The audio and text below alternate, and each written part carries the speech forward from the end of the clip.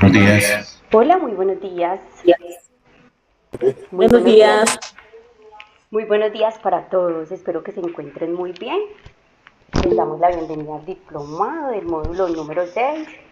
Les cuento que hoy nos acompaña Adriana Velázquez. Ella es la directora de Servicios de Gestión Calidad. Entonces, le damos la bienvenida y podemos dar inicio.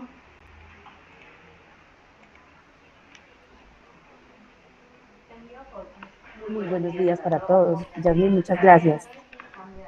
Como bien lo dices, el día de hoy los estoy acompañando en este espacio que, como de costumbre ya, Gestión Calidad dispone para ustedes. Entonces, les recuerdo el tema de hoy, sobre el cumplimiento de la resolución 2328 del 2025, desde el marco de un enfoque estratégico para el transporte. A medida que vayamos avanzando en el ejercicio, vamos a ir participando, vamos a ir interactuando, vamos a ir analizando cada uno de los aspectos relevantes en el marco de la resolución, pues que sabemos que es de marzo del 2025. Algo dentro de lo más significativo que nos trae la resolución es una modernización y una sostenibilidad en el tiempo. Nos está exigiendo que vayamos avanzando según las exigencias a nivel global. Nos está exigiendo que las organizaciones en Colombia determinen unos lineamientos para el control de la operación, que esté enfatizado en la seguridad vial y en la integración tecnológica. Y este enfoque estratégico para el cumplimiento de la resolución nos está proponiendo acciones claves para los actores involucrados y resaltando la importancia en el contexto de una movilidad más sostenible y segura. Vamos entonces a hablar sobre unas disposiciones generales de la resolución. Algunos aspectos importantes que podemos resaltar acá es la implementación de las tecnologías inteligentes, que podemos decir que son integración de sistemas de monitoreos y controles para el seguimiento en el tiempo y el tránsito de vehículos. Acá podemos hablar de mejorar la eficiencia y la seguridad del transporte. Estos sistemas que combinan tecnologías como podemos mencionar el GPS, las redes de comunicación, software especializados, que nos pueden permitir hacer un mayor control, darnos información más detallada sobre los movimientos de los vehículos, y esto puede ser útil para la gestión de la seguridad y la rendición de cuentas en cuanto a esta resolución como tal, en cuanto a la obligatoriedad que nos trae pues la resolución. También nos determina una política de renovación de flota. Nos habla de unos incentivos para la modernización del parque automotor, especialmente en el transporte público y en el transporte de carga. Nos está llevando a que día tras día tengamos como una obligatoriedad mayor en el cumplimiento que esto no es nuevo, en el cumplimiento de todo el seguimiento satelital, la trazabilidad. Podemos acá pues como resaltar lo que mencionaba anteriormente, una seguridad vial reforzada, que son unas medidas obligatorias, y algo muy importante, la capacitación de conductores. Todo va muy de la mano de que los conductores crearles conciencia, darles una conciencia desde el inicio, de que ellos también tengan esa claridad de cuáles son los requisitos que le aplican a la organización, a cada una de las organizaciones, porque a ellos se les hacen unas exigencias, pero deben de tener claridad el por qué, de dónde salen esas exigencias. Entonces es iniciar sensibilizando para poder exigirles. Y no es recomendable que inicialmente exijamos sin darle la claridad de por qué. Todo tiene que tener un sentido, y es importante que ese sea el punto de partida. Esta medida exige a las empresas del sector que adopten políticas, también procedimientos para que determinen la identificación, la evaluación y el control, y también para que se monitoreen los riesgos que tienen que ver con todo el tema del lavado de activos y la financiación del terrorismo. Y la gestión de datos y trazabilidad en los procesos también cobra acá un valor muy importante. porque a través de esto vamos a poder identificar como más que identificar es evidenciar y poder demostrar que la organización como tal sí está haciendo una gestión, sí está haciendo un rastreo, sí está haciendo un seguimiento. Entonces cobra bastante importancia todo este tema documental y de registros. Vamos a pasar a con Adri, puedo hacer ahí como un aporte. Claro que sí. Adelante, doña Claudia. Gracias.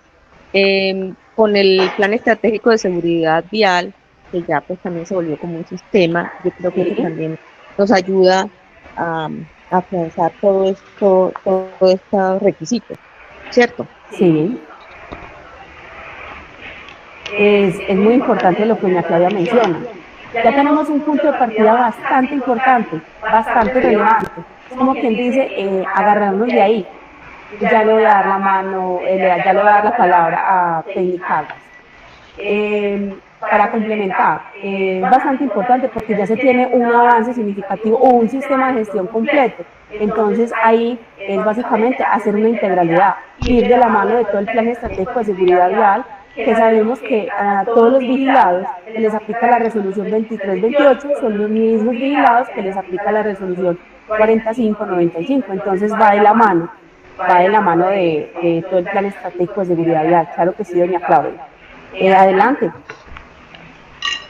Buenos días a todos, mi nombre es Enrique García. Yo quería hacerle una pregunta y cuando toques el tema de renovación de flota, me imagino que viene, no sé, por años, por servicio. Vas a tocar ese punto, ¿cierto? Claro, cuando hablamos ahí del tema de renovación de flota, nos estamos enfocando en la exigencia que a través del tiempo los requisitos legales vienen exigiéndonos cada día más. No nos podemos quedar atrás con el tema del parque automotor como tal. A medida que... Claro, pero me gustaría que me tocaras ese tema muy puntual, por favor, gracias. Bueno, a medida que vayamos avanzando, vamos entonces enfatizando en ese tema, claro que sí. Adelante, Diana. Diana, buenos días. Mi nombre es José González, de la empresa Línea CIG. Tengo una pregunta muy puntual en referencia a lo que su merced ha expresado, y es la capacitación la capacitación del personal. ¿Usted nos recomienda hacer cada cuánto esta capacitación? Bueno, claro que sí. Si bien es cierto que la resolución no es tan enfática en darnos unas frecuencias, en decirnos ni temas tan puntuales ni frecuente, es analizar que tenemos un equipo de conductores y desde ese punto de vista, qué tanto se les puede quedar a cada uno de ellos los temas en los que vamos a irlos capacitando. Entonces la organización puede ir analizando internamente cada organización es quien determina la frecuencia de las capacitaciones y es a medida que vaya viendo debilidades en todo el cumplimiento de la norma, es ir identificando las necesidades y las frecuencias.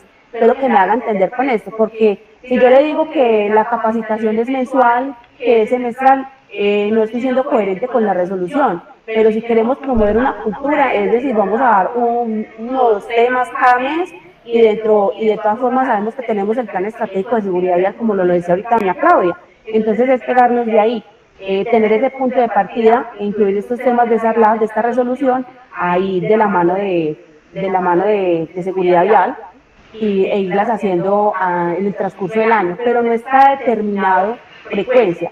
Es decir, es más fácil analizar internamente de acuerdo a cómo se vaya dando, qué necesidades hay de trabajando estos temas con los conductores, pero lo que sí es cierto es que el punto de partida es sensibilizaciones, cuáles son los requisitos, cuáles son las obligaciones de ellos como conductores, que tienen que cumplir, ¿cierto? Y se los debemos decir en unas palabras mucho más claras, no técnicas como lo hablamos acá, que estamos hablando más como a nivel administrativo, más general, ¿cierto? Más enfocados específicamente en la resolución, sino que a ellos hay que bajárselos de una forma un poco más diferente.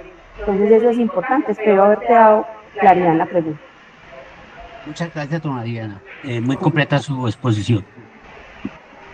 Claro que sí.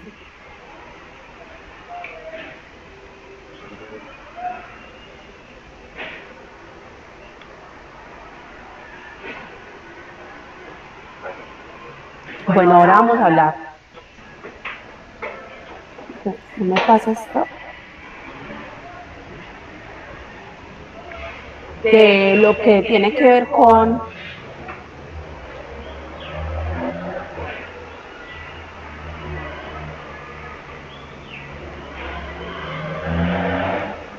un segundo.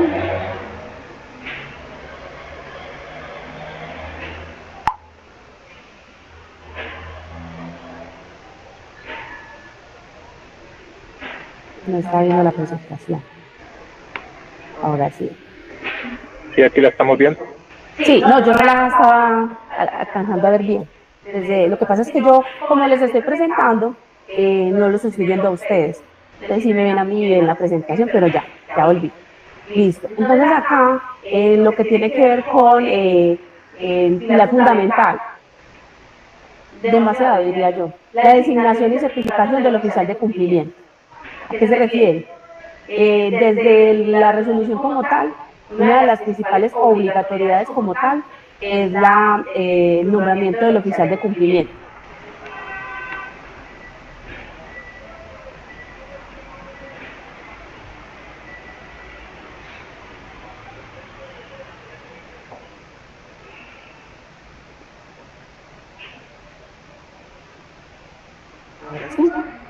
Listo. Entonces, ¿qué nos está determinando la resolución? Que nombremos ese oficial de cumplimiento cumpliendo varios requisitos y debemos de tenerlos en cuenta todos. ¿Por qué? Porque esta persona que se designe va a jugar un papel muy importante dentro de la organización en cumplimiento normativo, ético y operativo dentro de las empresas de cada una de las empresas de transporte. Entonces, ¿cuál es el rol y responsabilidades del oficial de cumplimiento dentro de la organización?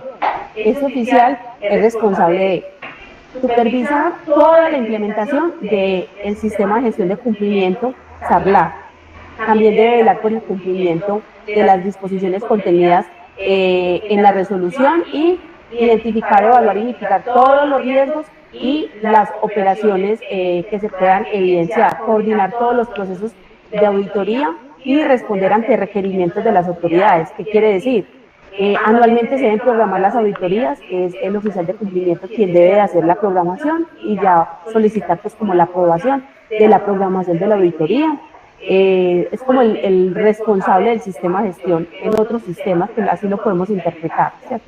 Liderar todo el tema de las capacitaciones y el cumplimiento de ética empresarial. Este oficial de cumplimiento está muy relacionado, muy involucrado con toda la parte operativa de cada una de las organizaciones. ¿Por qué? Porque es donde él va a monitorear cualquier actividad sospechosa, cualquier situación que se puede estar presentando. Él es el principal actor dentro de toda la operación en cuanto a cumplimiento de, digamos, especifiquémoslo en el tema de operaciones sospechosas. Entonces, ¿qué debemos hacer para esa designación? Según la resolución, determina que debe realizarse mediante un acto administrativo formal por parte de la Junta Directiva de cada una de las organizaciones. Debe quedar una acta firmada donde la Junta Directiva o quien haga las veces de Junta Directiva el nombramiento del oficial de cumplimiento. El cargo debe estar libre de algún conflicto de interés y debe ser ocupado por un profesional que tenga autonomía y dirección administrativa. En la medida de lo posible, según lo dice la resolución, no puede ser del personal operativo, debe ser alguien del área administrativa. También es cierto que la resolución determina que el oficial de cumplimiento puede ser una persona contratada externamente, pero con unas connotaciones también importantes. No debe participar como auditor y tampoco puede ser el mismo representante legal. Entonces, tener en cuenta eso. También debe tener experiencia en la normatividad del sector transporte y conocimientos de gestión del riesgo y control interno. El oficial de cumplimiento debe tener o realizar, digo realizar porque todavía estamos dentro de los tiempos, la resolución nos está hablando de 8 meses para su implementación a partir de marzo de este año, 2025, entonces todavía se está a tiempo, y la certificación obligatoria, me está hablando de una acreditación emitida por una entidad autorizada o por el Ministerio de Transporte. También debe contar con una formación certificada mínimo de 40 horas en cumplimiento normativo, gestión de riesgos, prevención de lavado de activos, toda la normativa específica de transporte. La actualización de la certificación debe hacerse cada 3 años. O también tenerlo en cuenta cuando se presente una modificación en los requisitos legales relacionados o cuando haya un cambio de oficial de cumplimiento. En ese cambio, en esa transición, hay que garantizar que la nueva persona esté cumpliendo con todos estos requisitos. Fundamental entonces todo esto.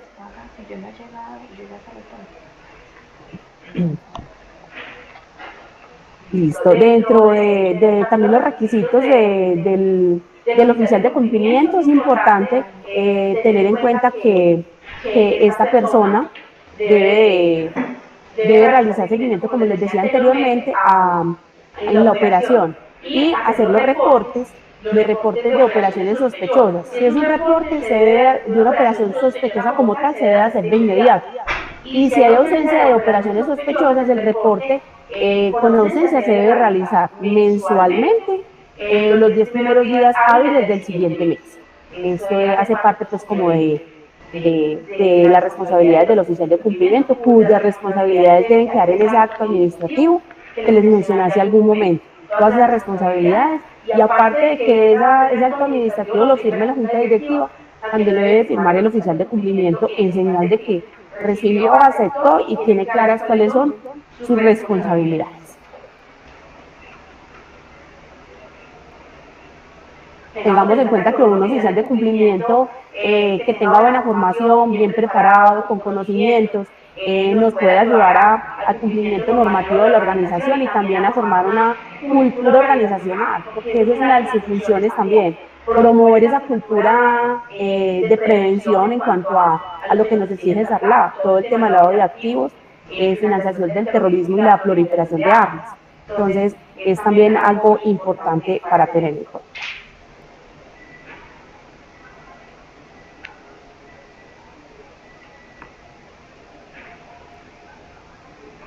Bueno, ahora vamos a hablar de las políticas y procedimientos que debemos de implementar. Esto está enfocado en la base operativa. Lo primero que hay que tener en cuenta es que debemos de elaborar un manual SARLAF y los procedimientos mínimos que cubran cada fase del ciclo de gestión de riesgos, desde la identificación hasta el reporte.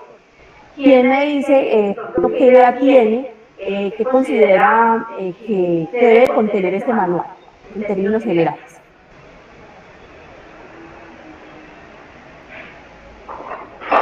Valentina, que levantó la mano. Nerida Pérez, adelante. Buenos días, Adriana. Pues yo tenía una preguntita respecto pues, a lo que me estaba hablando anteriormente de los reportes, porque pues, usted decía de los reportes de el ROS, reportes de operaciones sospechosas o en caso tal ausencia, ¿sí? Pues se reportaba inmediatamente, si es positivo y negativo, pues una vez al mes, ¿cierto? Ahorita como estamos con el CIFLAC, se reporta cada 3 meses. El periodo, la periodicidad va a cambiar. Y otra cosita, el reporte de multitransaccional de carga, ese cómo se quedarían haciendo esos reportes. Bueno, el reporte multitransaccional de carga lo vamos a mirar ahorita más adelante cómo sería la frecuencia para ese reporte de multitransaccional de carga, para que demos claridad también ahí en ese. Sí, lo que estás diciendo es verdad, va a cambiar. Si anteriormente o hasta ahora pues que no ha entrado en vigor esta resolución, se hace trimestral, pero ya ahorita nos están diciendo que en esta resolución es mensual, como les decía, los 10 primeros días hábiles del siguiente mes. Bueno, señora, muchas gracias, señora. ¿Listo?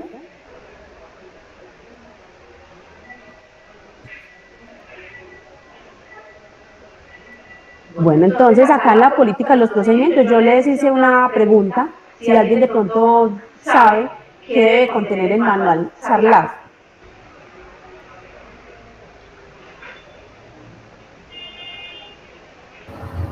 Debe especificar como las alertas la gente genera una alerta cuando es una operación sospechosa, dependiendo de cada empresa, adecuado a lo que haga cada empresa y a los montos que maneja cada empresa. Listo, ¿quién más? Muchas gracias. ¿Quién más de pronto tiene claridad? Adelante. Pienso que controlar todas las actividades de la empresa y será una gestión del manual. Listo, gracias, don Jorge. Bueno, vamos a avanzar entonces un poquito acá en lo que debe contener este manual. Dice Oscar Genaro. Don Oscar, adelante. Sí, adelante, don Oscar, tiene el micrófono cerrado.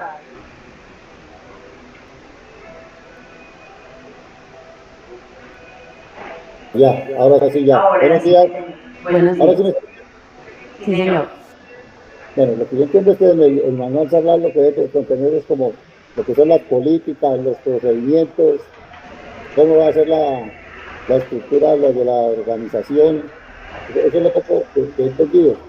Claro que eso debe tener mucho más, un manual completo debe contener mucho más. ¿Sí? Muchas gracias. Sí, señor. Tiene mucho sentido, mucha razón y está muy cerca de todo lo que debe contener el manual Sarlat. Exactamente. Eso tiene el segundo que uno debe tener. Sí, señor, claro que sí, debe contener. Como lo dice don Oscar, este manual Sarlat es como si podemos recordar un manual de calidad, un manual básico, donde debemos de tener todo el compromiso, la política, los lineamientos. Adelante. El manual de Sarlat es el por el cual como empresa tenemos que tener al interior las políticas, normas, reglamentos, formatos de seguimiento como empresa para sus empleados, soporte. Eso es un manual. Exactamente. Muchas gracias. ¿Alguien más de pronto tiene un aporte que darnos?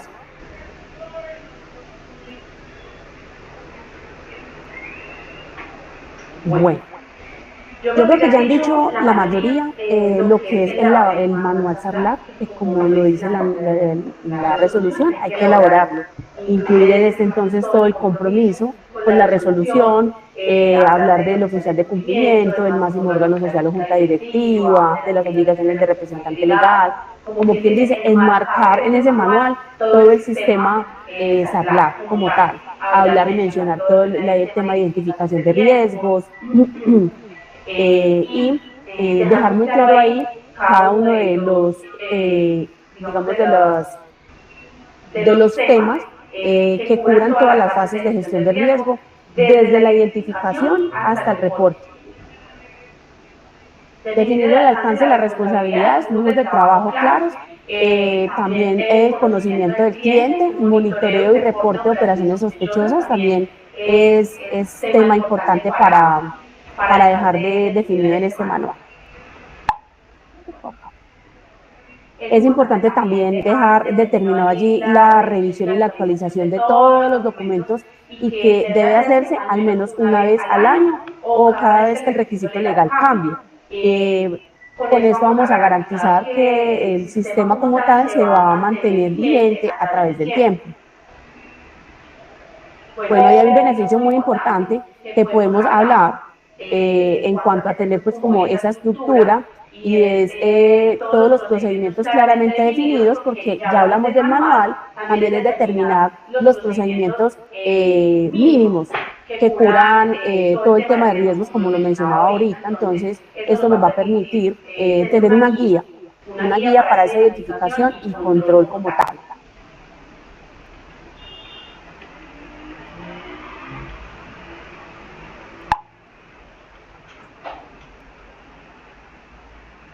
Ahora vamos a hablar entonces de la visión estratégica,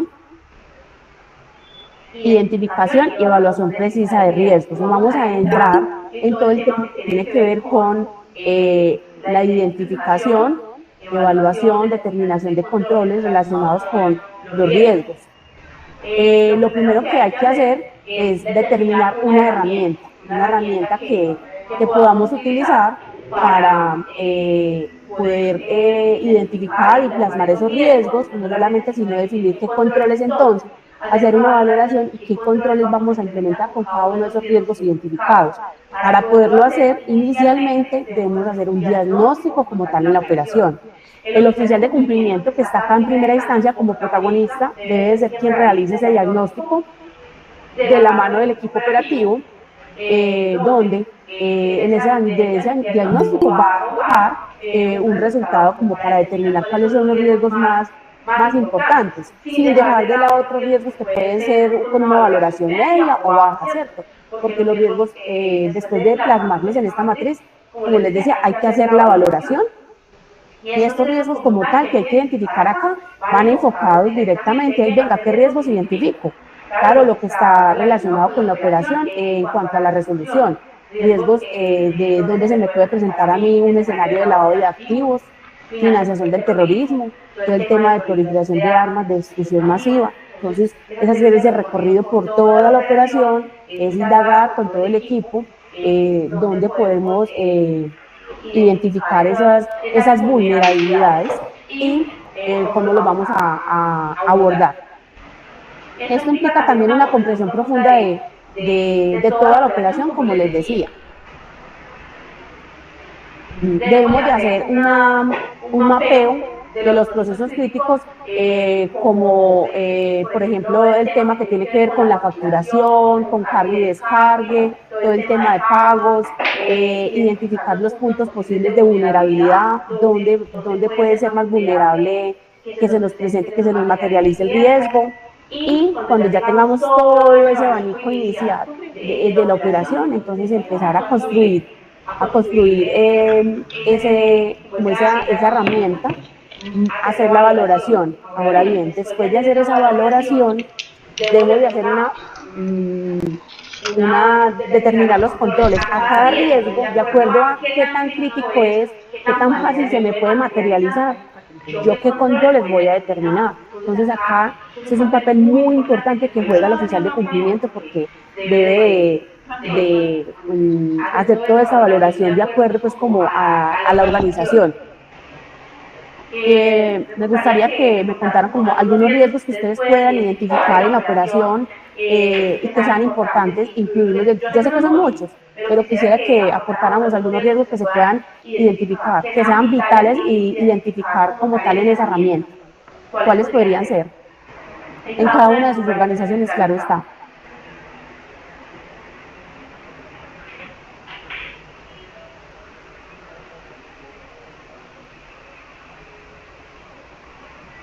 Bueno,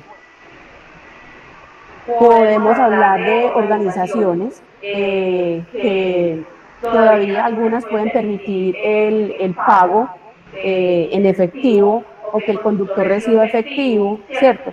Que ese puede ser en temas financieros, que se cuente con un buen control en la parte financiera.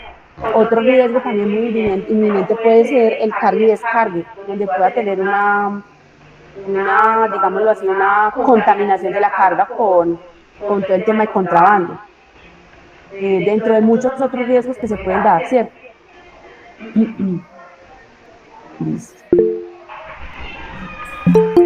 Cuando nosotros hablamos de que debemos de definir unos controles, a esos controles o a esos planes de acción para cada uno de esos riesgos identificados, debemos de hacerle un seguimiento para verificar si los riesgos se mantienen controlados, si estos riesgos en algún momento se han materializado, y tener muy en cuenta que en el momento de esa materialización de riesgos hay que tomar acciones y identificar que los controles que se definieron no están siendo eficaces. Entonces ahí inmediatamente hay que tomar acciones diferentes, cambiar los controles, determinar unos diferentes, hacer un análisis en la operación y determinar qué otros controles podemos definir para volver a estabilizar ese riesgo. En ese momento en que el riesgo se materialice, es importante que el oficial de cumplimiento cuente con todo el equipo de la operación para poder definir los controles que realmente nos ayuden, como decimos a veces, a apagar el incendio,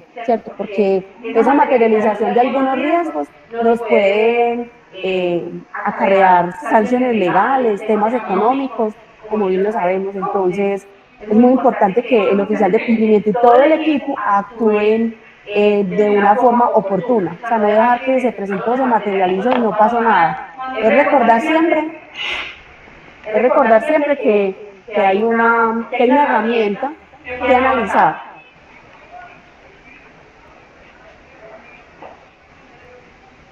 Sí, para que no lo vieran, eso es. Qué pena, estaba por acá mejorando el audio. Listo. Entonces, en cuanto a riesgos, aparte de pues, algunos otros aspectos pues, que no alcanzan a mencionar, esos son aspectos importantes a tener en cuenta desde una visión estratégica. Y como lo dice el título, que esa evaluación sea muy precisa, muy acorde a cada organización, porque no podemos determinar una identificación de riesgos y unos controles de la misma forma en dos organizaciones diferentes.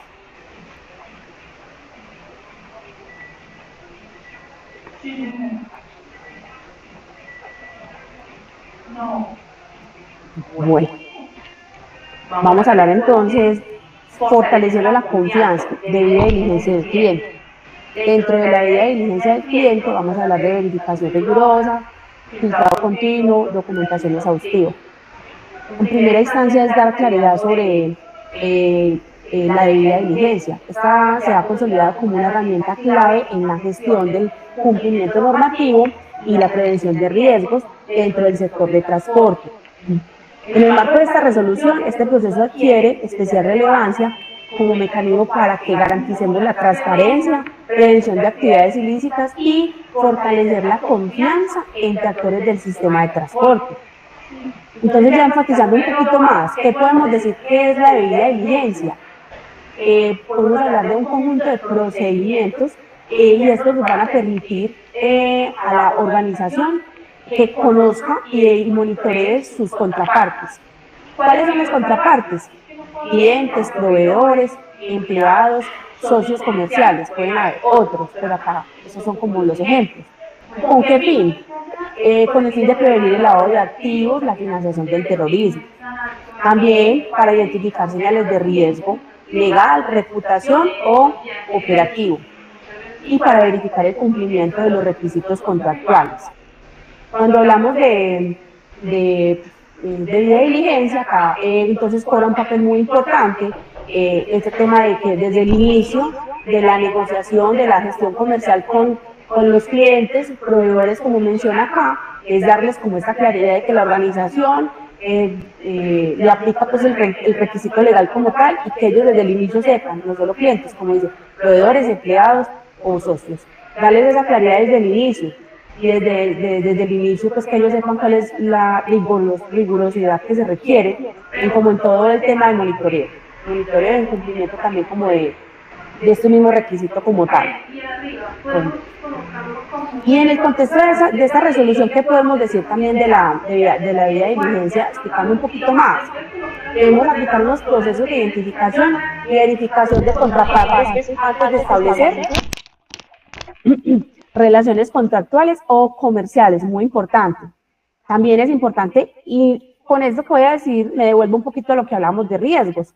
Esos riesgos también hay que clasificarlos de acuerdo a cada una de estas contrapartes con las que cada organización trabaja. ¿Qué tenemos que tener en cuenta? Los criterios, el tipo de servicio, la ubicación, el historial y algunos antecedentes legales que se puedan presentar.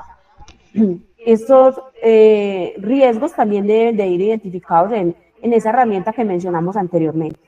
Y es importante también que tengan en cuenta que hay que actualizar periódicamente la información. ¿A qué se refiere? Especialmente en casos de cambios estructurales, operacionales o de requisitos legales que se puedan dar. Siempre que definimos un sistema de gestión, y como tal este lo es, debemos de tener muy claro que este se debe de ir actualizando constantemente en el día a día, acorde a cómo se vayan dando las cosas en cada organización y a qué requisitos legales vayan saliendo. Vamos a hablar de algunos tipos de debida diligencia. La resolución nos recomienda que apliquemos niveles diferentes según el perfil de los riesgos de cada organización.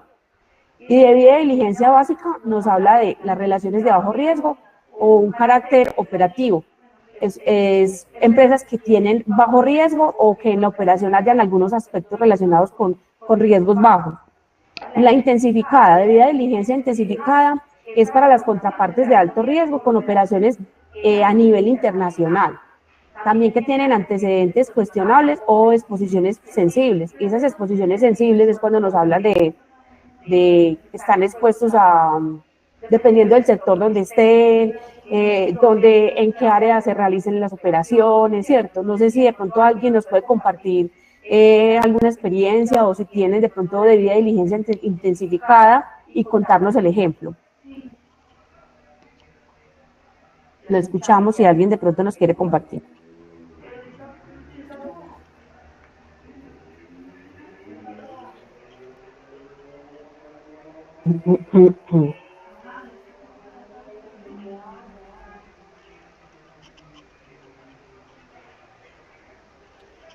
Es que es más fácil desde los ejemplos pues como de cada una de las organizaciones.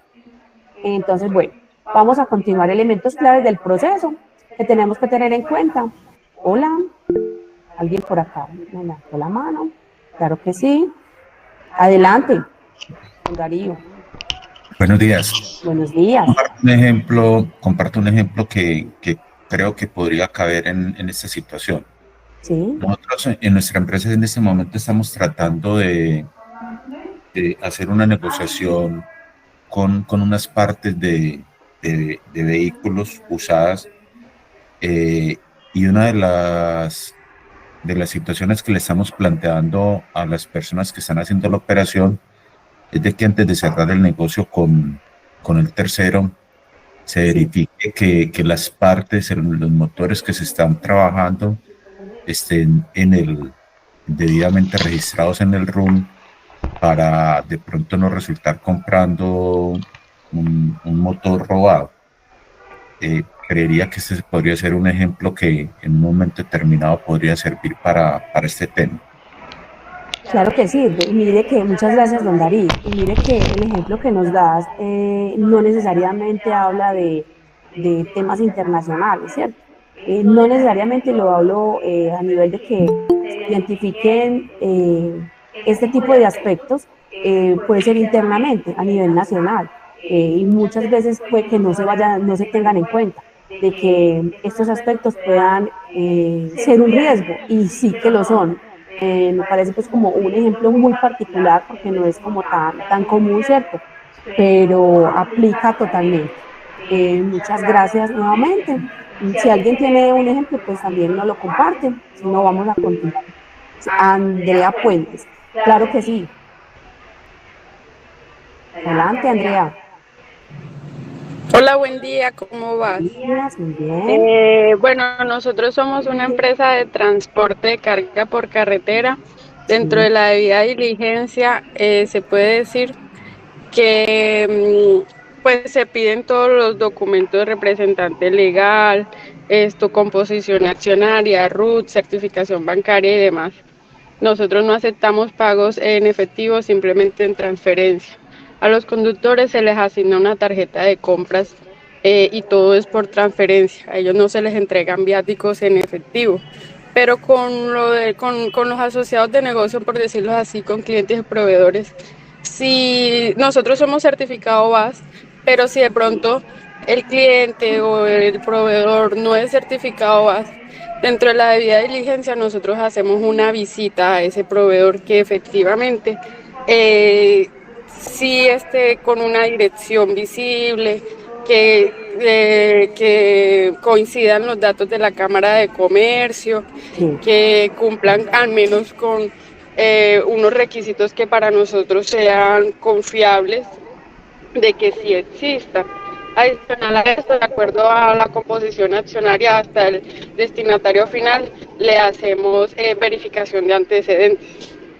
Excelente, excelente, esos controles son muy importantes, Andrea.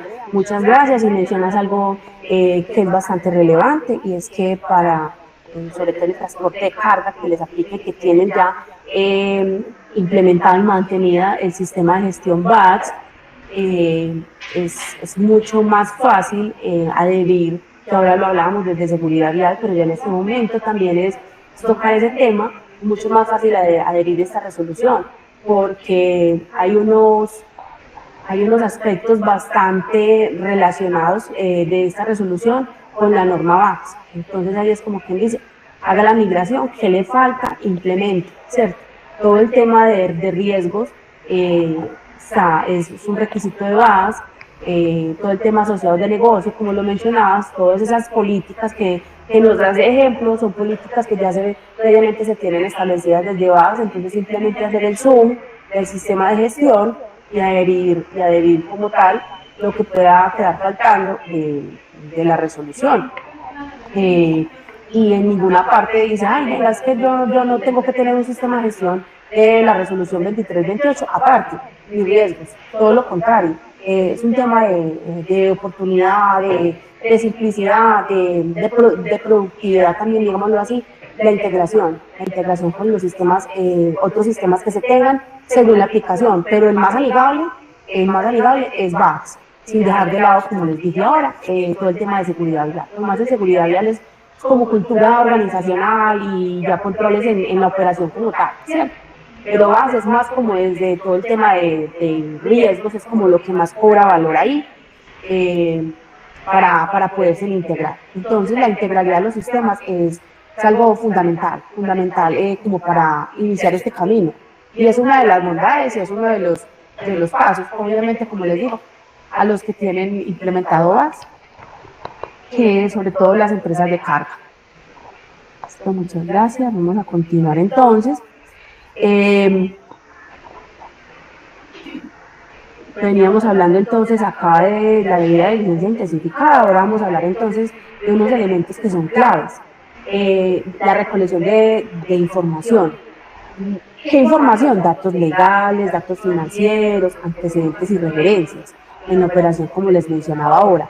La verificación documental, validación de la identidad, certificaciones y registros oficiales. Análisis de riesgos, evaluación de exposición a corrupción, incumplimiento normativo, conflicto de intereses. Toma de decisiones informada, quiere decir la aprobación o rechazo de la relación contractual con base en el análisis realizado. Una vez se realicen se lleven a cabo estos elementos que son tan importantes, que son tan claves, ya la organización como tal debe tomar la decisión. Si de acuerdo a todo el rastreo que se hace, a todo ese análisis que se hace, realmente la parte como tal es viable para trabajar con la organización o no. Vamos a hablar de unos beneficios también que son estratégicos acá. Por eso se construye confianza con la contraparte y credibilidad, no solamente con los clientes y con aliados, sino también con las autoridades. También mitiga sanciones legales o contractuales por unas relaciones indebidas. Da mucho más tranquilidad en cuanto a que se pueda materializar un riesgo relacionado con una sanción legal. Mejora los procesos de auditoría y control interno. ¿Por qué? Porque cuando se hagan estos procesos de auditoría y control interno, ya vamos a poder evidenciar mediante esa auditoría cómo se vienen haciendo las cosas en la organización, cómo se vienen haciendo los análisis, qué evidencias se están dejando, qué seguimientos tenemos. Y contribuye a una cultura empresarial ética y sostenible. Como les decía al inicio, una de las fases importantes es iniciar con la sensibilización sobre todo este cumplimiento normativo, cómo le aplica a los diferentes procesos de cada organización, cómo le aplica a todo el personal operativo, de qué forma les vamos a bajar este cumplimiento, cómo vamos a hacer seguimiento. Entonces, cuando eso se empieza a construir a través del tiempo, uno de los beneficios estratégicos, como les digo, es esa cultura empresarial enfocada en la ética que se puede construir a través del tiempo. También en esa capacitación y sensibilización hay unos temas a tener en cuenta, y es que cada organización debe desarrollar un programa de formación anual, que este tema de formación anual debe abarcar todo el personal administrativo, de conductores, todas las áreas que tenga la organización. Hay que analizar el enfoque de acuerdo a cada área, como les acabo de mencionar, ¿cierto? Incluir módulos específicos sobre tipologías de riesgo en este plan de capacitaciones, indicadores de alerta sobre lavado de activos, financiación del terrorismo y todo el tema de proliferación de armas, distribución masiva, y los canales adecuados para el reporte interno y externo. Me gustaría escucharlos, cuáles pueden ser esos canales adecuados, cómo podemos bajar todas esas capacitaciones al personal, qué medios, qué estrategias de pronto las organizaciones pueden tener. Me gustaría escuchar si alguien de pronto nos puede compartir.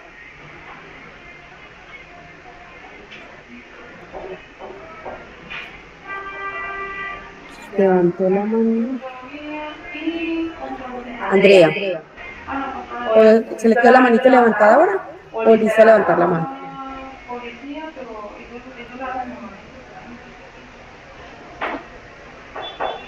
Bueno, no me está escuchando. Tiene el micrófono cerrado. Bueno, si alguien nos quiere compartir cómo lo hace su organización o qué estrategias están definiendo, todo este tema de este plan de formación, muchas organizaciones pueden tener su personal operativo en diferentes partes del país, ¿cierto?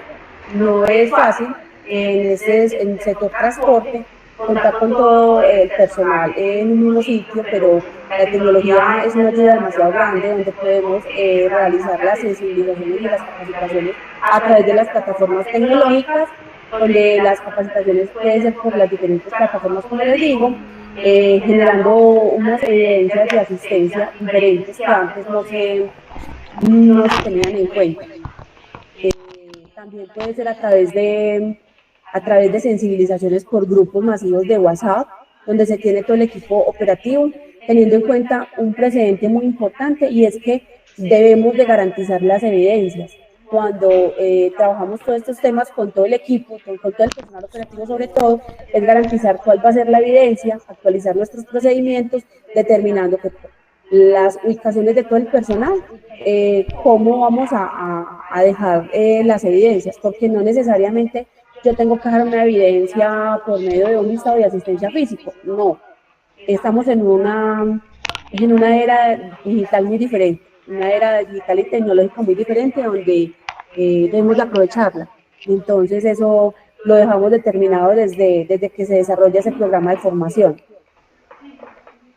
Realizar también simulacros, estudios de caso y talleres prácticos para asegurar que el personal pueda aplicar los conocimientos en situaciones reales y complejas. Es simular situaciones que se puedan presentar, aunque no se hayan presentado, es hacer esas simulaciones para poder identificar la organización, qué tan preparada está en caso de que realmente se materialice uno de los riesgos, o en caso de que se pueda presentar una situación relacionada con el lavado de activos y todo el tema de riesgos en la operación.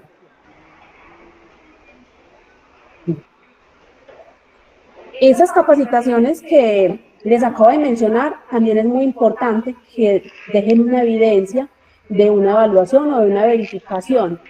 ¿Qué quiere decir?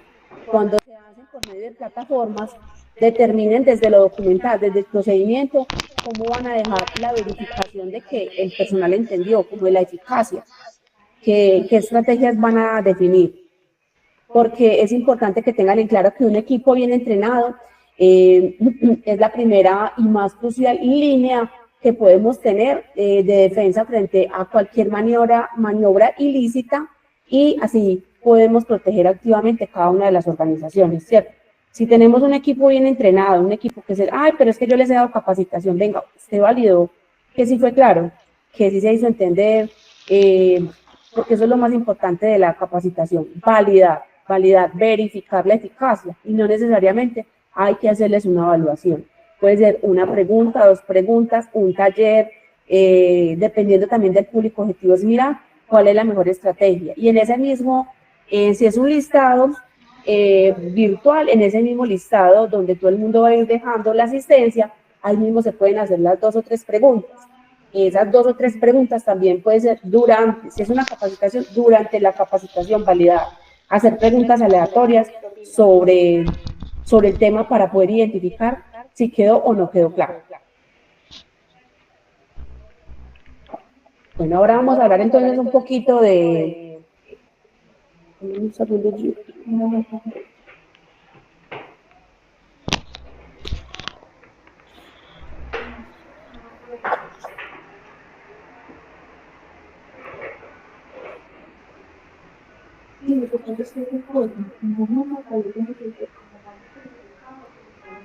Vamos a hablar sobre evolución continua, auditoría interna y mejoras del SARLAC.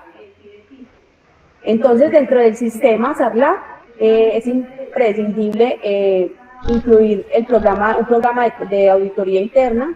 Cada organización lo debe determinar y debe determinar el seguimiento a este resultado de esta auditoría interna. El alcance de las auditorías internas. Entonces es importante también que dejemos la claridad dentro de todo el tema de auditoría interna, cuál es el alcance de la auditoría y que tenga un enfoque de acuerdo a la guía 19011. ¿De qué se trata esta guía?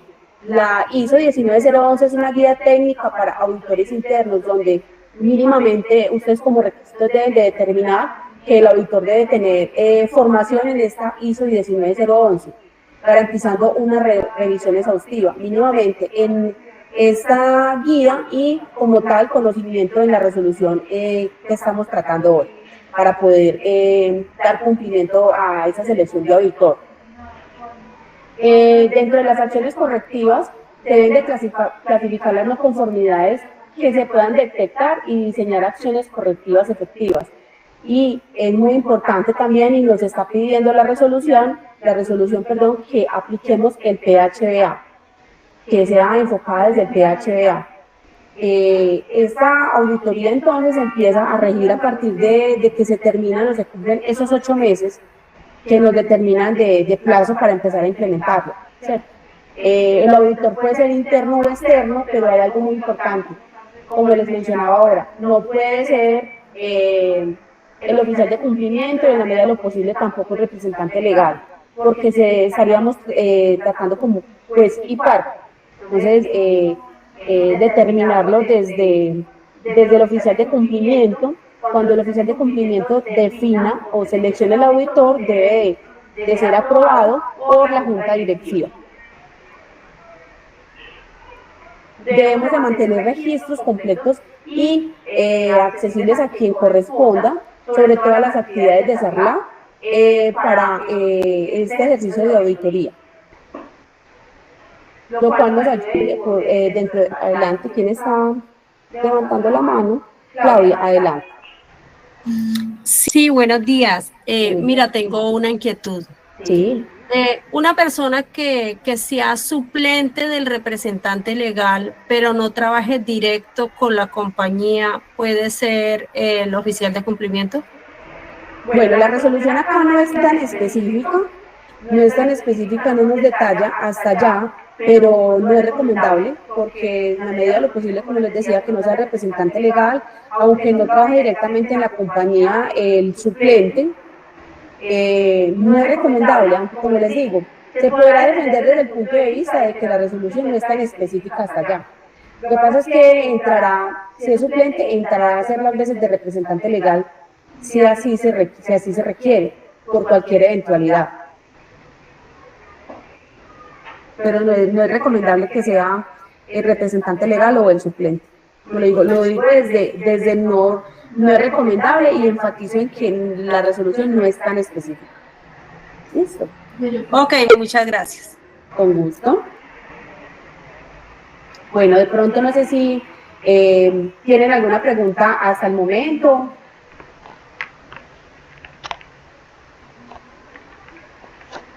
Hasta donde llevamos. Claro que sí, Nereida.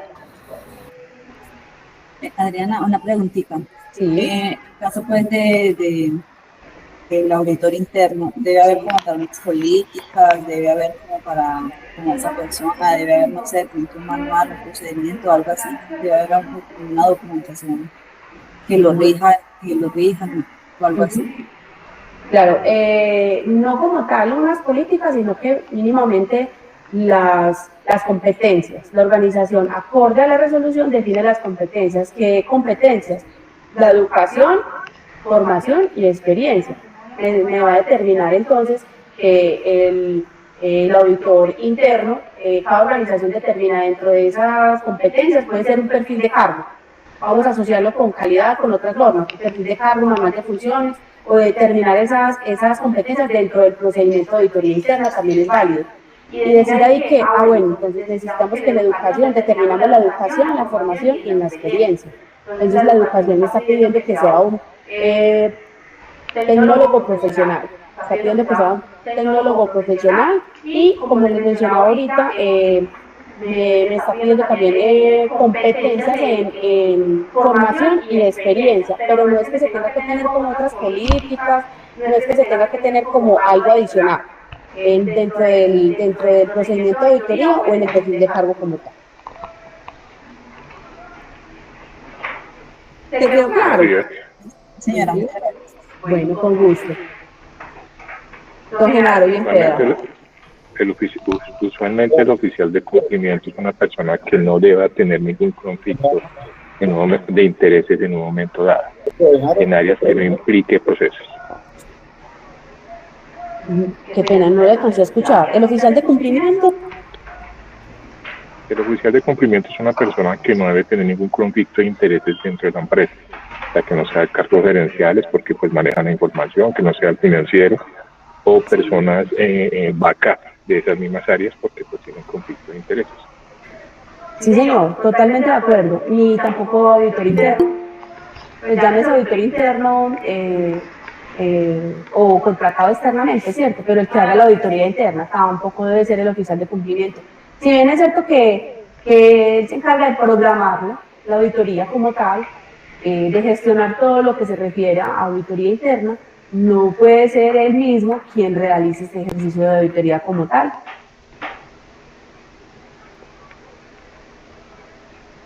¿Alguien más me levantó la mano?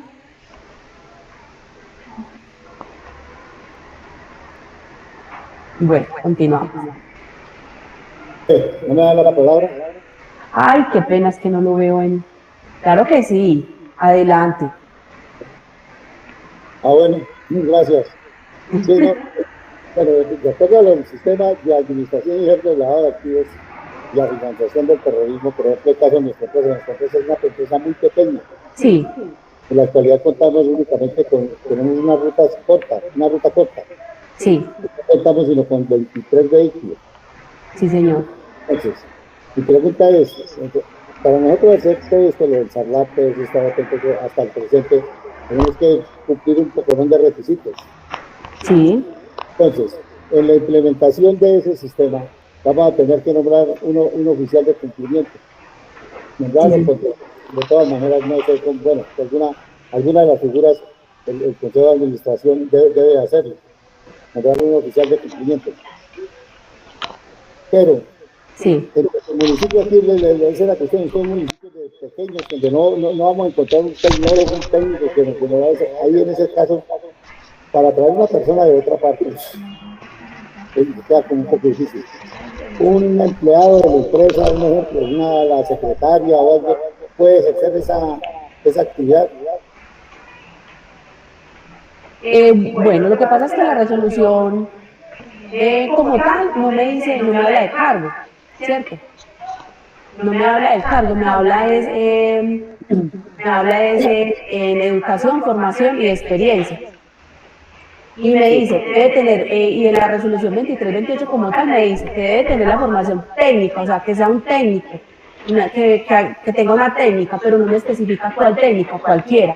Una tecnología o una carrera profesional. Si esa persona que usted tiene, mínimamente debe ser técnica. Entonces, como tal, el requisito de educación mínimamente debe tener una técnica, una certificación de que hizo una técnica en cualquier área. Pero una técnica, o por ejemplo, una certificación de que está haciendo este diplomado. No, porque esta es formación como tal. Cuando hablamos de educación, me está hablando de la academia, me está hablando de que yo hice la primaria, el bachillerato, hice una técnica, una tecnología, una carrera profesional y más allá, pues, estudios complementarios, ¿cierto? Un tecnólogo con contabilidad no puede ser. Sí, sí puede ser. Sí, tecnólogo en cualquier área. O sea, en este caso, digo yo, por ejemplo, la secretaria de mi empresa puede en este momento ser la oficial de cumplimiento para ¿La secretaria qué formación académica tiene? Es tecnóloga. Sí, señor, sí puede ser el oficial de cumplimiento. Por el tema de educación sí puede ser el oficial de cumplimiento. Bueno, gracias. Con mucho gusto. ¿Alguien más? ¿Alguna otra pregunta? Bueno, pues continuamos. A ver, yo miro por acá, creo que alguien me levantó la mano. Sí, adelante. Doña Adriana, una pregunta. Sí. En una eventual visita por parte de la Superintendencia de Transportes, que es la que me vigila a nosotros, los transportadores especiales, me requieren por no tener implementado este sistema, ¿a qué sanción me debo abocado? ¿O qué me pasa? ¿O un llamado de atención? ¿O qué? ¿Cuál es la sanción ahí? ¿Cuál es el procedimiento por parte de ellos? Bueno, la sanción, hoy no lo pueden sancionar. Hoy no lo pueden sancionar porque la resolución todavía no ha entrado en vigencia. A partir de que entre en vigencia, ya sí lo pueden sancionar con multas, suspensión de la operación, restricciones en contratos públicos o encargos, sanciones penales como tal, como lo dice la resolución. Pero esto es a partir de noviembre, que empieza a regir como tal esta resolución. Hoy no. Gracias, doña Claudia. Con mucho gusto. ¿Alguien más? ¿Alguna otra pregunta? ¿O continuamos? Listo. Continuamos entonces.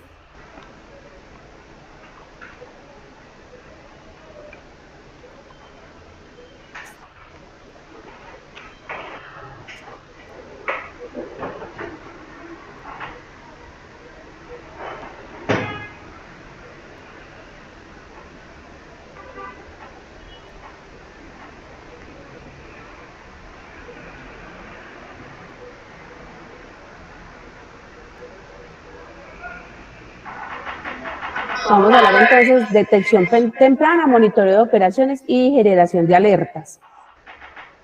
Bueno, en primera instancia entonces hablemos del monitoreo continuo. ¿A qué se refiere? Es un seguimiento constante de algunas variables o indicadores claves que pueden indicar un riesgo o un peligro inminente como tal. Y es importante este monitoreo continuo como tal, una vez tengamos o estemos arrancando con la implementación como tal de SARLAC. Identificación de las alertas. Es el reconocimiento de alguna señal o algún patrón que sugieran una desviación de la normalidad o un evento de interés, algo que se salga de la normalidad en la operación en cualquier momento. Puede ser una señal de alerta. Análisis y valoración quiere decir... Análisis y valoración quiere decir la evaluación de la gravedad y el potencial impacto de esta alerta que podamos identificar, y se debe considerar el contexto y la información disponible, en qué contexto se dio la alerta para determinar qué acciones se van a tomar, en qué contexto se dio en la operación como tal, hacer un análisis muy exhaustivo al respecto. Y en esa generación de alertas hay que hacer una transmisión oportuna de la información a las partes interesadas o involucradas, y acá debemos de incluir las autoridades, la comunidad y algunos otros actores que sean relevantes en el momento. Posteriormente debemos de tener claro de que debemos dar una respuesta coordinada, activando los protocolos que tenga la organización y tomar las acciones preventivas y correctivas. Y eso con el fin de que podamos mitigar que el efecto del evento pueda ser menor. Eso nos puede ayudar mucho a que se mitigue como la materialización de algún evento. Algunos ejemplos de sistemas de alertas. Puede ser, por ejemplo, monitoreo por medio de GPS, donde puedan encontrar que el vehículo está en una zona que no está autorizada, que se recibió en algún momento un dinero en efectivo, sabiendo que la organización, como me lo mencionaban ahora, no ha autorizado en ningún momento que se reciba dinero en efectivo, que está prohibido pues que los conductores reciban dinero. Pueden ser como algunas alertas relacionadas.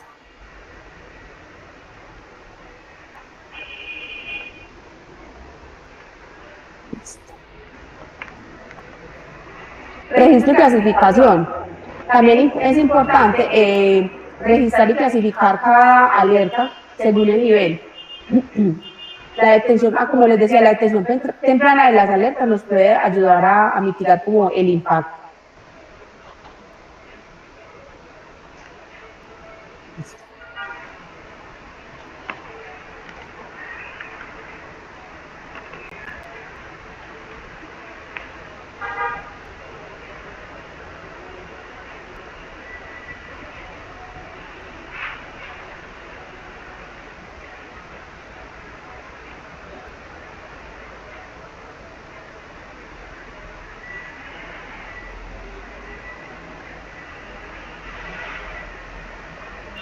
Bueno, hablando de la evaluación continua y auditoría, entonces acá también es importante que tengamos en cuenta que esos resultados de esas auditorías deben de tener un seguimiento de esas acciones, de todos esos hallazgos que se puedan presentar, pero que esas auditorías comenzarán entonces a regir a partir del mes de noviembre. Y a partir de que entre en vigor la resolución como tal, a partir de ahí se pueden empezar a programar las auditorías y garantizar que se tenga a través del tiempo como las evidencias, por lo que también mencionaban ustedes ahorita, que puede llegar una autoridad competente o algún cliente también nos puede pedir como las evidencias de que se tiene programada la auditoría, de que se lleva a cabo la auditoría y todas las fases como tal, como todas las fases del sistema SARLAC como tal. Bueno, quisiera saber si tienen alguna pregunta al respecto.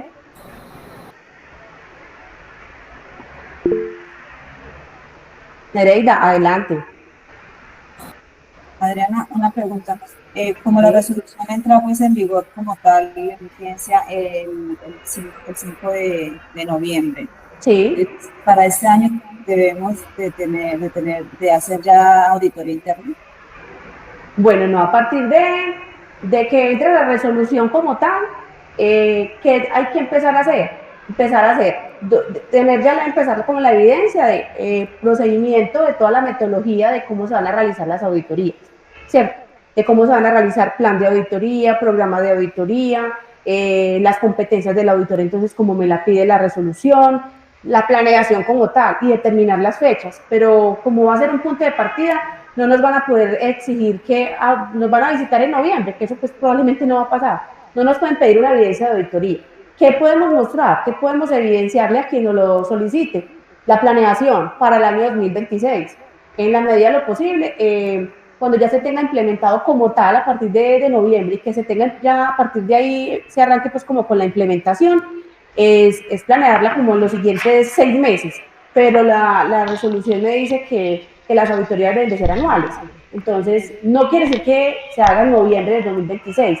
La recomendación es que a partir de 6 meses ya se tenga pues como determinada fecha para hacer esa auditoría. Pero inicialmente sí que pueden pedir toda esa planeación, toda esa evidencia de que definimos procedimiento, todos los documentos, las competencias del auditor, ¿cierto? Toda esa parte documental sí se debe de evidenciar como tal ante cualquier autoridad competente. Adelante, doña Claudia. Adri, una pregunta. Sí. En las empresas que están certificadas más, que estamos alineados como con todo esto, esa auditoría se puede mostrar como también auditoría para este sistema o tiene que ser una auditoría totalmente diferente. Bueno, sí y no. Se debía de hacer, si ya se tiene a hoy una auditoría VAX, no es válida para SARLAC también porque no está mencionado como tal y no están los requisitos específicos, deben de estar los requisitos específicos que esta resolución trae, ¿cierto? Tal cual los trae. Tendría que ser que en esa auditoría VAX, en el alcance desde la planeación, diga, incluye la resolución 2328 de marzo del 2025 y que dentro de toda esa evidencia, de todo ese muestreo, se haya trabajado también todo lo que me pide esta resolución. Entonces no, pero para el año siguiente es súper válido que se haga integral. O sea, va a ser la auditoría VAS, venga, de una vez hacemos la auditoría de la resolución 2328, sí es válido, para la resolución sí es válido, claro, no es necesario hacerla por aparte, y ahora es una auditoría integral que se puede hacer. Pero es que la anterior, si ya se hizo, doña Claudia, tiene la ausencia del requisito específico como tal, aunque tenga mucho componente, no está al 100%. Listo. Bueno, igual entonces uno puede con el BAC ir agregando las partes nuevas de esto que nos solicitan, ¿cierto? Y ya quedaría integral. Claro que sí, claro, y desde el manual, mire que al principio yo les mencionaba un manual, el manual que tiene BAS es simplemente complementarlo, complementar el manual, mirar qué aspectos puntuales le pueden faltar ahí, por ejemplo el tema del oficial de cumplimiento, ¿cierto? Y algunos temas que de pronto puedan faltar y ir complementando cada uno, como quien dice, chuleando la 23-28, esto está ok, porque se está alineando con BAS. Sí, será mucho más puntual, mucho más fácil en todos los aspectos. Esa es la ventaja. ¿Alguien más me levantó la mano? Gracias, Adri. Gracias. Con gusto, doña Claudia.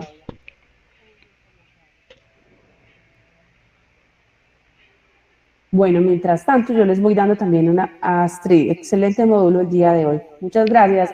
Y por acá también creo que en el chat alguien estaba diciendo algo. Que si le podemos compartir la grabación. Bueno, normalmente la grabación se las compartimos a quienes no pudieron participar y pues si están inscritos. Sin embargo, me pueden escribir al interno para que revisemos. El link ya lo vamos a compartir al chat. Siempre lo compartimos al final para que puedan diligenciar la asistencia. Claro que sí, yo en un momento les comparto el link de la asistencia. Quería darles una claridad sobre... Ya les voy a compartir el link de la asistencia en un momento. Les quería dar una claridad sobre también algo que determina la resolución como tal, y es sobre los indicadores.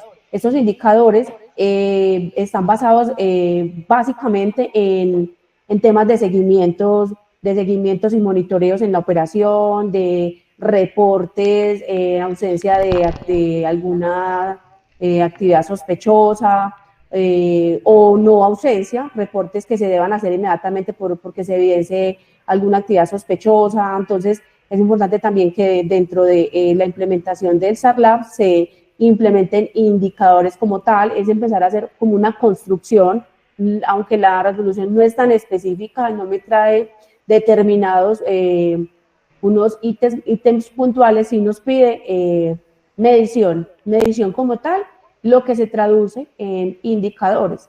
Medir, puede que sean positivos los resultados, pero nos pide medir, y eso que le va a mostrar a las autoridades con el tiempo. Les va a mostrar como la gestión que cada organización va a ir realizando a través del tiempo. Que se estén realizando las auditorías, sí, estamos demostrando gestión, ir midiendo, ir determinando, ir analizando cada organización qué van a medir. No les estoy diciendo que hay que montar 2, 3, 5, 8 indicadores, no, analizar qué es importante medir en SARLAB como tal. Si algo sí nos dice es el seguimiento como tal en la operación, decirlo en otras palabras, pero es 1 o 2 indicadores, algo puntual y que realmente les agregue valor y que les ayude a tomar decisiones en todo este tema y de control de lavado de activos, financiación del terrorismo. Fundamental que lo tengan en claro, que lo tengan súper presente y claro. Bueno, les voy a... Adelante. Sí, Adriana, yo creo que eso es dependiendo de la magnitud de la empresa. Sí. Digamos que a partir de noviembre, pues como eso se alineó con el sector financiero. Sí. Entonces, digamos que lo importante es ir ajustando el proceso un poquito a poco de acuerdo a la actividad recurrente que tenemos, pues cada uno con su empresa.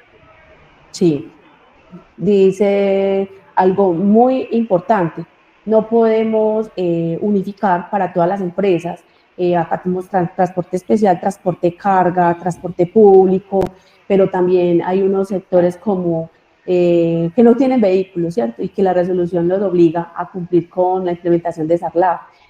También el tamaño de la organización, qué tan el volumen de la operación, muchos aspectos que son relevantes a la hora de determinar cada uno de los componentes, no solamente en este aspecto, sino en todos. Entonces, el tamaño de la organización es como el punto de partida y es analizarlo, es saber interpretar esta resolución para cada una de sus organizaciones. Voy a maximizar la pantalla, les voy a compartir por acá el link de asistencia. Bueno, adicional, ¿alguna otra pregunta al respecto? En términos generales estamos hablando de que básicamente eso es lo que nos trae la resolución 2328. Adelante. Quedó abierta la fila.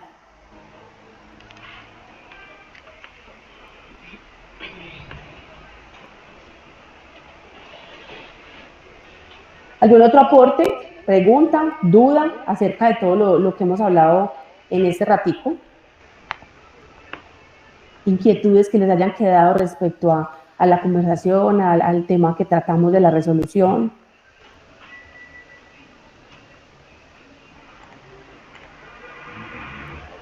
Adri, una pregunta.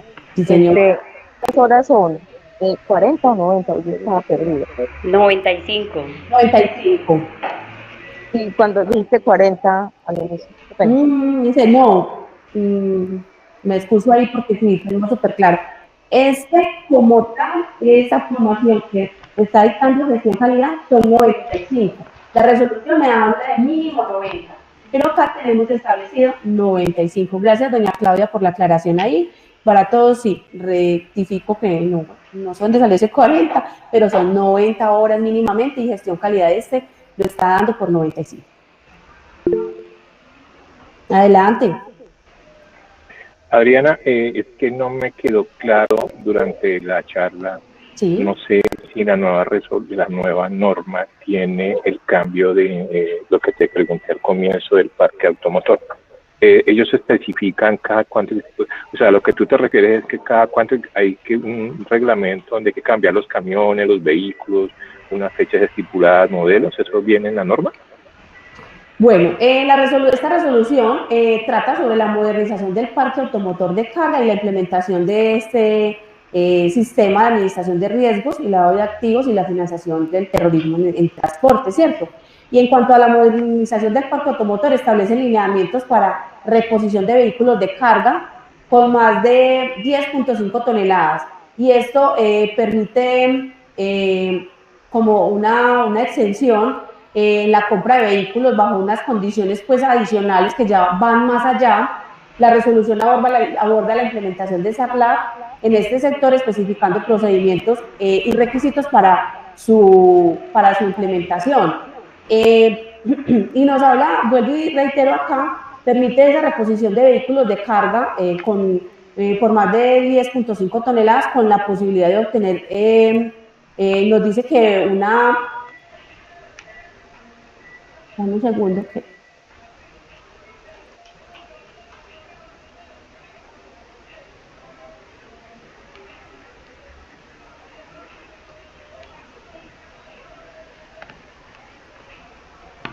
Qué pena, estaba viendo la resolución mal enfocada. Entonces, dice que le exige a los sujetos obligados del sector transporte implementar el SARLAC analizando los riesgos específicos relacionados con el lavado de activos, pero como tal específico que renueve el parque automotor, no. ¿A qué nos puede llevar? Sí, a que a través del tiempo el parque automotor se pueda renovar y eso nos pueda ayudar con la modernización, con que se puedan hacer unos seguimientos satelitales mucho más flexibles, pero como tal que nos pida una renovación del parque automotor, como me lo preguntaba al principio, no lo está exigiendo así como tal. Vale, gracias, Adriana. Bueno, con gusto, porque acá le complemento, acá el objetivo principal es el monitoreo durante toda la operación como tal, de estas situaciones sospechosas que se puedan presentar en el marco del lavado de activos, financiación del terrorismo y todo el tema de proliferación de armas, de destrucción masiva. Entonces, no conlleva como tal a que sea una exigencia esa renovación. Sí, nosotros aquí por política y por norma y por regulación tenemos que tener los vehículos con GPS y los vehículos que también trabajen aliados con otros, sí o sí tienen que tener GPS. Listo, muy bien. ¿Alguna otra pregunta adicional? Vamos finalizando. Por aquí Vicky tiene la mano levantada. Adelante. Muy buenos días. Buenos días. Yo tengo una consulta de acuerdo a lo del del plan del SARLAT. Uno dentro del plan del SARLAT, uno de los riesgos puede hacer de cuenta, ¿no? Pues yo, según lo que he analizado la resolución, yo puedo decir que dentro del riesgo para mi empresa es clientes que me lleguen superiores a 5 millones de pesos, o necesariamente tienen que ser desde 300.000 pesos. Un ejemplo, ¿no? Un ejemplo. Sí. Internamente para organizar, sí, dame el ejemplo. No, por ejemplo, yo digo, un cliente que me llegue diga, no, necesito un servicio por un día. Entonces yo, bueno, un día 300.000 pesos, listo, le facturo y eso. Pues si el cliente me llega el otro día, me dice otros días, así, ¿no? Y que yo haga una evaluación durante el mes y yo diga, no, este cliente está sospechoso porque me ha pedido como 3 veces o más de 10 veces el servicio y únicamente me lo pide por un día, ¿cierto? Sí. Pero si yo me dice el cliente, no, o sea, el servicio por un día, lléveme de, un ejemplo, de tal lado a tal lado, 300.000 pesos yo le cobro, bueno, listo. Y de ahí para allá, pues yo ya no lo vuelvo a utilizar el servicio, ya no, solamente fue por un día.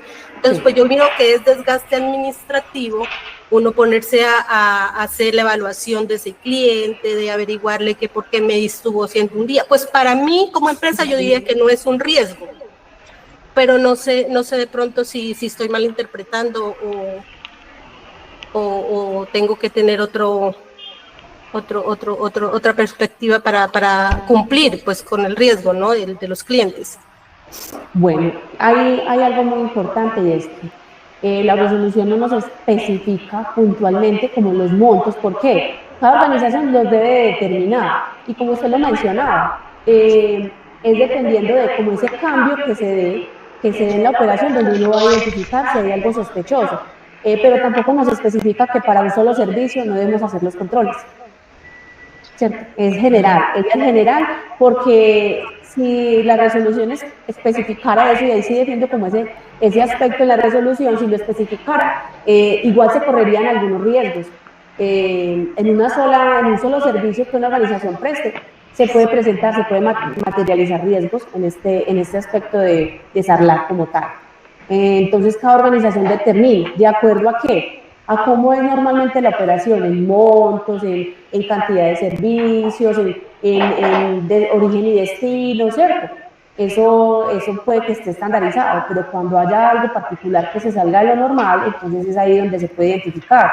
Pero para un servicio específicamente también ustedes pueden determinar como ciertos criterios o dejar una salvedad, pero eso hay que dejarlo por escrito, donde ustedes determinen cuáles son los controles que van a hacer. Puede determinar un control mínimo, pero no saliéndose de lo que está enmarcado en la resolución.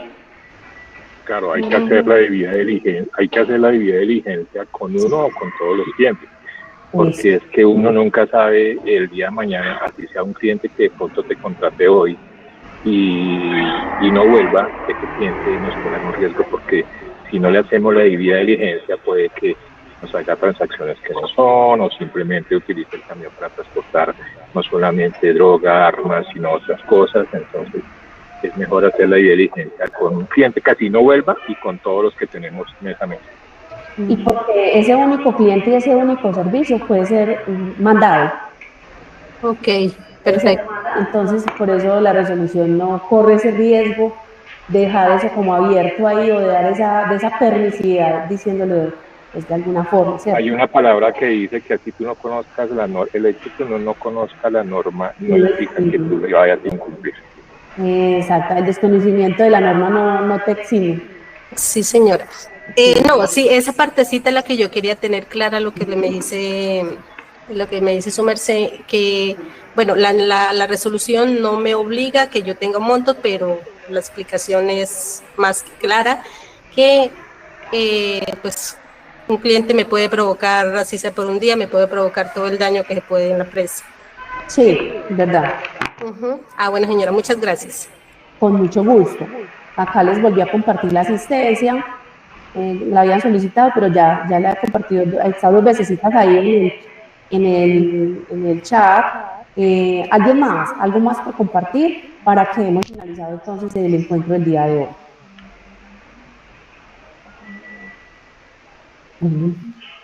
Agradecerles a ustedes por el espacio.